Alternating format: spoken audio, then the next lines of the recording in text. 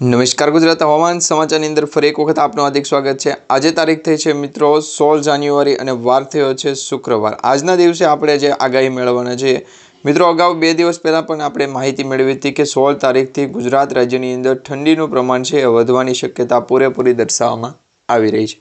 તેની પાછળનું કારણ પણ છે કે ગુજરાત રાજ્ય તરફ આગળ આવતા જે પાકિસ્તાન છે, પંજાબ છે અને ગુજરાતના સૌરાષ્ટ્ર અને કચ્છ લાગુના વિસ્તારોથી ઉત્તર ગુજરાતના જે જિલ્લાઓ છે એ જિલ્લાઓની અંદર ઠંડા પવનો છે ફૂંકાવાના છે।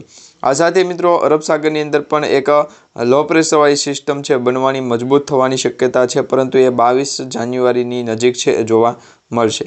પરંતુ અત્યારે જે આગાહી દર્શાવવામાં આવી રહી છે એના ભાગરૂપે આપણે જોઈએ તો હિન્દ મહાસાગરની અંદર અત્યારે ભારે પવનો જોવા મળી રહ્યા છે અને એ પણ ઠંડા પવનો છે જોવા મળી રહ્યા છે। એટલે ઠંડીનું પ્રમાણ શિયાળાની ઋતુ છે હજી પણ જે જાન્યુઆરી મહિનાની અંદર છે જોવા મળવાની શક્યતા પૂરેપૂરી દર્શાવવામાં આવી રહી છે। બાકી અત્યારે તમે જોઈ શકો છો કે આ જે પવનોની દિશા છે એ મિત્રો સતત ગુજરાત રાજ્યને ઘેરી અને આગળ વધી રહી છે અને એમાં પણ ખાસ કરીને બંગાળની ખાડીની અંદર અત્યારે એક ચક્રવાતી વાવાઝોડાની અસર છે જોવા મળવાની છે।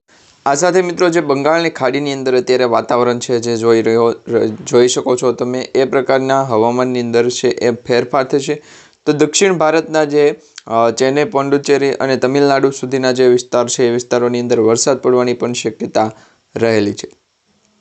બીજા નંબરની માહિતી મેળવીએ તો મિત્રો માલદીવ નજીક પણ દરિયાની અંદર છે એક ઓછા પ્રમાણની અંદર એક વરસાદી સિસ્ટમ જે જોવા મળી રહી છે તેની પણ અસર ગુજરાતને થવાની શક્યતા રહેલી છે। ગુજરાત રાજ્યમાં મિત્રો અત્યારે વરસાદ પડવાની કે પછી માવઠા થવાની આગાહી નથી, પરંતુ હા જો વાતાવરણ સતત 2 થી 3 દિવસ માટે અત્યારે જે દર્શાવવામાં આવી રહ્યું છે એ પ્રકારનું રહેશે તો માવઠું થશે અને આ માવઠાના કારણે ખેડૂતોને ભારે નુકસાન થવાની પણ શક્યતા રહેલી છે।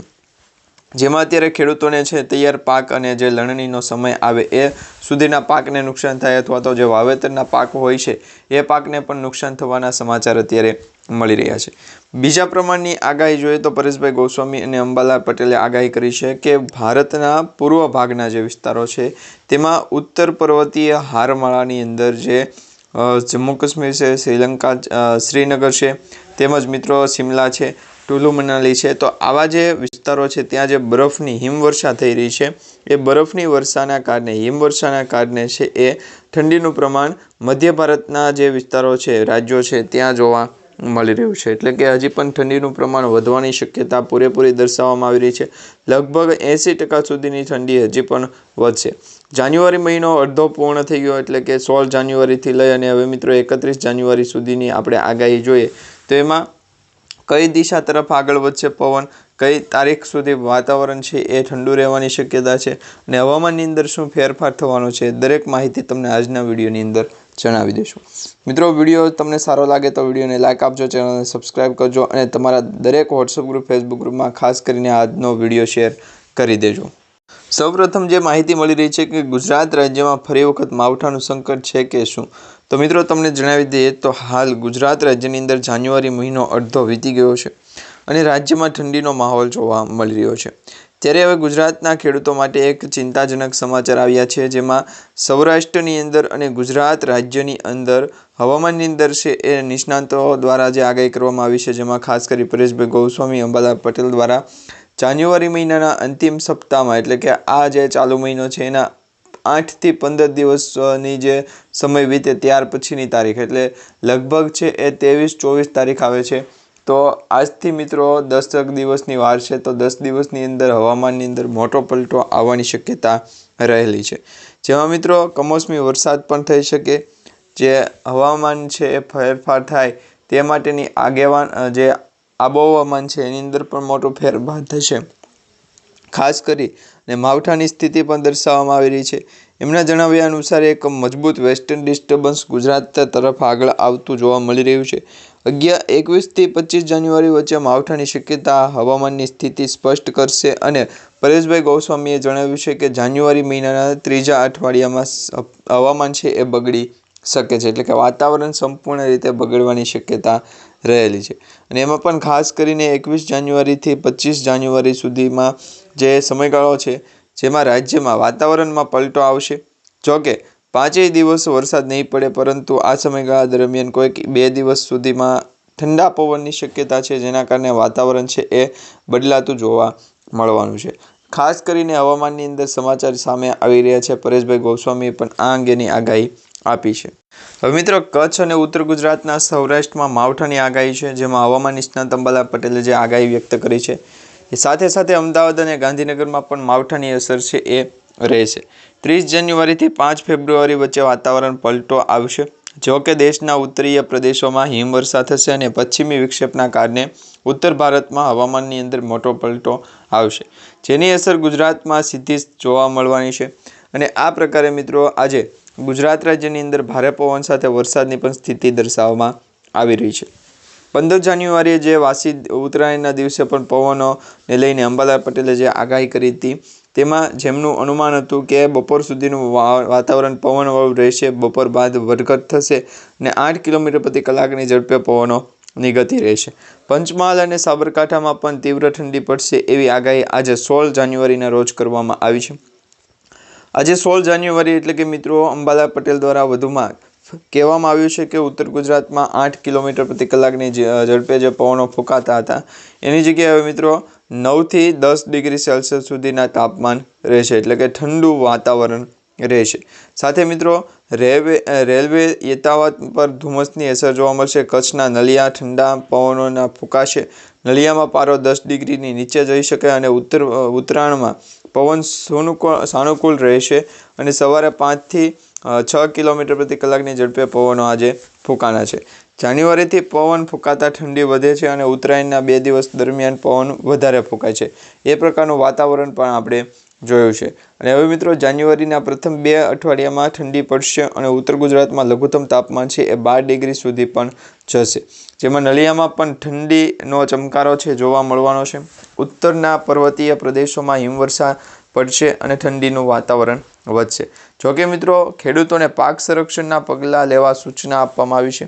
અંબાલાલ પટેલે પણ આ અંગેની ચેતવણી આપી છે કે હવામાન નિષ્ણાત અંબાલાલ પટેલે અંગેની જે સૂચના છે આપી છે. ખેડૂતોને ઘઉં, શાકભાજી પાકોમાં ફૂગ લાવવી શક્યતા છે અને જીરાના પાકોમાં પણ અસર થવાની શક્યતા રહેલી છે.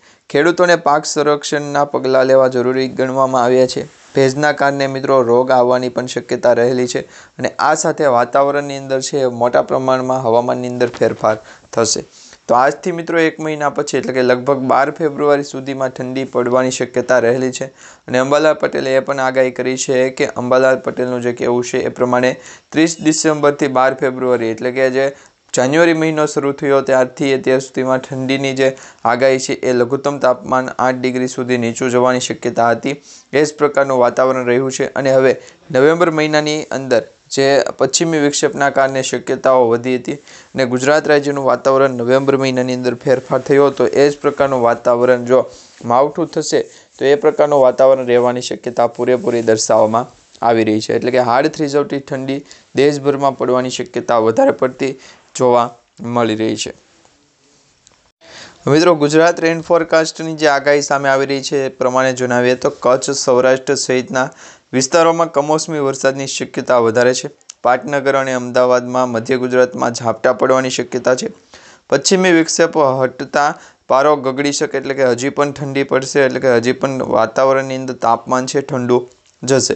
6 ડિગ્રી સુધી તાપમાન જશે, જેમાં ગુજરાતના વાતાવરણમાં આગામી દિવસોમાં મોટો ઉલટફેર થવાની શક્યતા વધારે છે. હવામાન વિભાગે અને નિષ્ણાતોના મત પ્રમાણે જાન્યુઆરીના અંતિમ સપ્તાહમાં ગુજરાતમાં ટ્રિપલ સિઝન જોવા મળે તેવો માહોલ જોવા મળશે. વેસ્ટર્ન ડિસ્ટર્બન્સ સક્રિય થશે અને આ કારણે ઉત્તર ભારત અને સહિત ગુજરાતના અનેક વિસ્તારોની અંદર કમોસમી વરસાદ એટલે કે માવઠાની પ્રબળ શક્યતાઓ રહેલી છે. 22થી લઈને 26 જાન્યુઆરી દરમિયાન માવઠાની આગાહી વધશે, જેમાં હવામાન નિષ્ણાત અંબાલાલ પટેલે જે આગાહી કરી છે એ પ્રમાણે જણાવ્યા અનુસાર વેસ્ટર્ન ડિસ્ટર્બન્સની અસર હેઠળ 22 જાન્યુઆરીથી 26 જાન્યુઆરી દરમિયાન ઉત્તર ભારતના પહાડી વિસ્તારોમાં ભારે હિમવર્ષા અને મેદાની વિસ્તારોમાં વરસાદ પડશે. તેની સીધી જ અસર ગુજરાત સુધી પહોંચશે અને ખાસ કરી કચ્છ છે, ઉત્તર ગુજરાત છે અને સૌરાષ્ટ્રના કેટલાય એવા ભાગો છે કે જેમાં કમોસમી વરસાદ પડવાની સંભાવના રહેલી છે. આ સિવાય રાજ્યના પાટનગર, ગાંધીનગર અને અમદાવાદમાં પણ વાદળછાયું વાતાવરણ ગુજરાત રાજ્યની અંદર છે વધારે પડતું જોવા મળવાનું છે. અને આ વાતાવરણ વચ્ચે મિત્રો છૂટાછવાયા વરસાદી ઝાપટા પડશે અને આ કમોસમી વરસાદના કારણે ખેડૂતોમાં ચિંતાનો માહોલ પણ જોવા મળશે. અને કારણ કે રવિ પાકની સિઝનને અત્યારે નુકસાન થવાની પણ ભીતિ અત્યારે જોવા મળી રહી છે. વાતાવરણની અંદર સંપૂર્ણપણે છે એ ફેરફાર આવશે અને ગુજરાતનું વાતાવરણ તો હજી મિત્રો તારીખ 26 જાન્યુઆરી સુધીમાં છે એ ઠંડી પ્રમાણે આગળ વધવાની શક્યતા પૂરેપૂરી દર્શાવવામાં આવી રહી છે. આ પ્રકારના હવામાનની અંદર ફેરફાર થશે અને ગુજરાતનું પણ તાપમાન છે બદલાતું જોવા મળવાની શક્યતા અત્યારે દર્શાવવામાં આવી રહી છે. જો મિત્રો તમને આજનો આ વિડીયો અને માહિતી સારી લાગે તો વિડીયોને લાઇક આપી ચેનલને સબસ્ક્રાઇબ કરજો અને તમારા દરેક વોટ્સઅપ ગ્રુપ, ફેસબુક ગ્રુપમાં દરેક મિત્રો સુધી આજનો વિડીયો શેર કરી દેજો.